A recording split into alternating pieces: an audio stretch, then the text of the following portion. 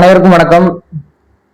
நேற்று சட்டமன்றத்திலே காட்டுமன்னார்குடி சட்டமன்ற உறுப்பினர் LEP ஜோதிமணி அவர்கள்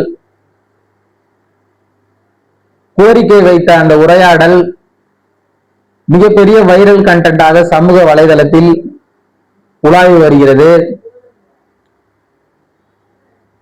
அவர் என்ன பேசினார் பாத்தீங்கன்னா,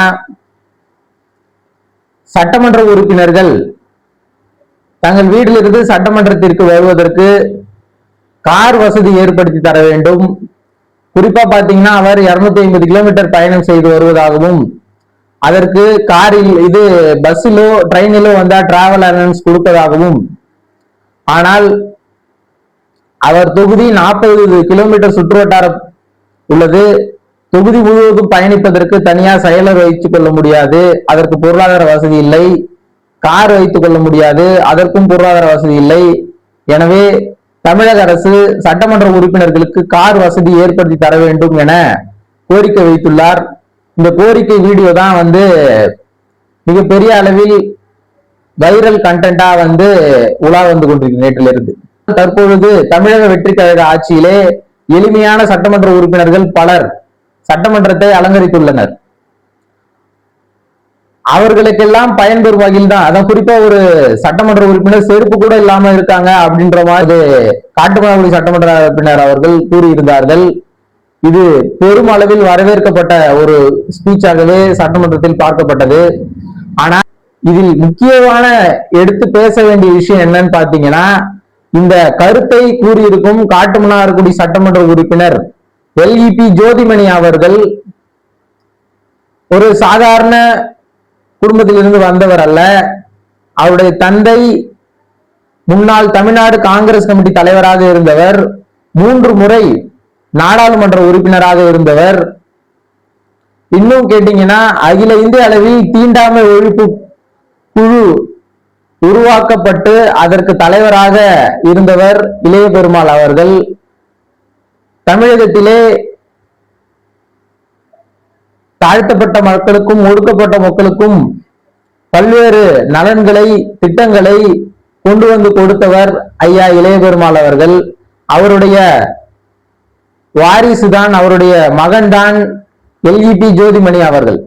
அவருக்கு விடுதலை சிறுத்தை கட்சி தலைவர் தொல் திருமாவளவன் அவர்கள் MLA-வாக சீட்டு கொடுத்து அவரை MLA ஆக்கியுள்ளார். ஆனால் அதற்கு முன்னர் வரை அவர் காங்கிரஸ் பேர் இயக்கத்தில் பயணம் செய்தவர். இப்ப நம்ம சொல்ல வர்றது என்ன கருத்து என்னவென்றால், இவ்வளவு பெரிய பதவிகளை வகித்தவர், தமிழ்நாடு காங்கிரஸ் கமிட்டி தலைவர், 3 முறை நாடாளுமன்ற உறுப்பினர், எண்ணற்ற பதவிகளை வகித்தவர், சட்டமன்ற உறுப்பினராகவும் இருந்திருக்கார். அவர் தனது மகனுக்கு ஒரு கார், சொந்த வீடு கூட வசதி ஏற்படுத்தாத அளவிற்கு எளிமையாக வாழ்ந்திருக்கிறார். உண்மையிலே காட்டுமன்னார்குடி சட்டமன்ற உறுப்பினர் ஜோதிமணி அவர்களுக்கு சொந்தமாக கார் கிடையாது. நான் அவர் வீட்டுக்கு கூட போயிருக்கேன். அவர் காட்டுமன்னார்குடியிலே ஒரு அபார்ட்மெண்டில் வாடகை வீட்டில் தான் தங்கி இருக்கிறார். ஆக காங்கிரஸ் பேர் இயக்கத்தில் பயணித்தவர்களால் மட்டுமே இந்த எளிமையான வாழ்க்கையை வாழ்ந்திருக்க முடியும், நேர்மையான வாழ்ந்திருக்க முடியும். தனது வாரிசுகளை இது போன்று அடித்தட்டிலே வைத்திருக்க முடியும். பாத்தீங்கன்னா, இப்பெல்லாம் ஒரு கவுன்சிலர், MLA, வார்டு மெம்பரா இருந்தவங்க கூட பெரிய பெரிய கோடிக்கணக்கில் பணம் வைத்திருக்கிறார்கள், செல்வாக்காக இருக்கிறார்கள், கார் வைத்திருக்கிறார்கள், பங்களா வைத்திருக்கிறார்கள். ஆனால் 3 முறை நாடாளுமன்ற உறுப்பினர், காங்கிரஸ் கட்சியின் மாநில தலைவராக இருந்துவிட்டு தனது மகனுக்கு கார் வசதியை கூட ஏற்பாடு கார் வசதியோ சொந்த வீடையோ கூட ஏற்படுத்தி கொடுக்காமல் இருந்திருக்கிறார் என்றால் எப்படியாப்பட்ட வாழ்க்கையை வாழ்ந்திருக்கிறார்கள் பாருங்கள். இத்தகைய மனிதர்கள் எல்லாம் காங்கிரஸ் பேர் இயக்கத்தில் தான் நாம் காண முடிகிறது.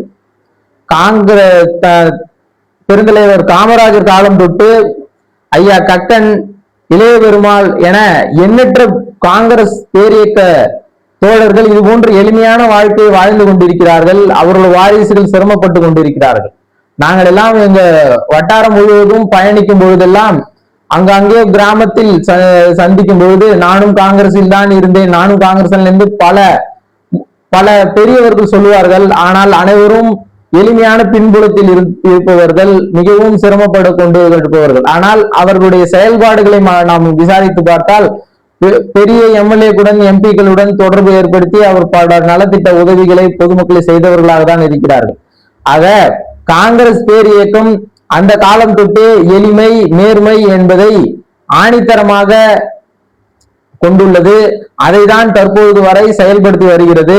காங்கிரஸ் என்றாலே நேர்மைதான். அதற்கு எடுத்துக்காட்டு தான் நேற்று சட்டமன்றத்திலே காட்டுமன்னார்குடி எம்எல்ஏ அவர்கள் பேசிய அந்த கோரிக்கை. இதைதான் நாங்கள் சொல்கிறோம். காங்கிரஸ் தற்பொழுது தமிழக முதல்வர் விஜய் அவர்கள் நேர்மையான ஆட்சியை கொடுப்போம் என்று சூளுரைத்து அதுபடி செயல்பட்டு வருகிறார். ஆனால் இந்த நேர்மையான ஆட்சியை காங்கிரஸ் பேர் இயக்கம் 60 ஆண்டுகளுக்கு முன்னரே கொடுத்திருக்கிறது. பெருந்தலைவர் காமராஜர், கக்கன் போன்றோர் எல்லாம் நேர்மையாக வாழ்ந்தவர்கள். காமராஜர் அவர்கள் தங்களது சொந்த தாய்க்கு கூட அரசு வசதிகளை இலவசமாக செய்து கொடுத்து தவிர்த்தவர். அதுபோல் கக்கன் அவர்களை எடுத்துக்கொண்டீர்கள் என்றால் அரசு மருத்துவமனையிலே கீழே படுத்து சிகிச்சை எடுத்துக்கொண்டவர். இது போன்று எண்ணற்ற தலைவர்களும் சரி, தொண்டர்களும் சரி, காங்கிரஸ் கட்சியிலே எளிமையாக இருந்து மக்களுக்கு பணியாற்றி இருக்கிறார்கள். எளிமையாகவே வாழ்ந்திருக்கிறார்கள். எளிமையாகவே மரணமடைந்து தங்கள் வாரிசுகளையும் எளிமையாக வைத்திருக்கிறார்கள் என்பதை மக்கள் உணர வேண்டும். காங்கிரஸ் என்றாலே நேர்மைதான். நேர்மை என்றாலே காங்கிரஸ் தான். காங்கிரஸ் கட்சியால் மட்டுமே இது போன்ற சாதனைகளை செய்ய முடியும், மக்களுக்கு நல்லது செய்ய முடியும்.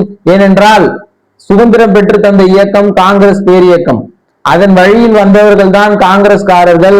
நேர்மையானவர்களாகத்தான் இருப்பார்கள்.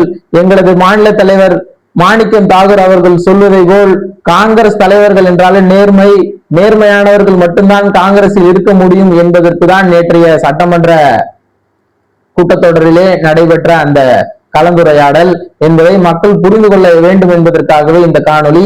நன்றி, வணக்கம்.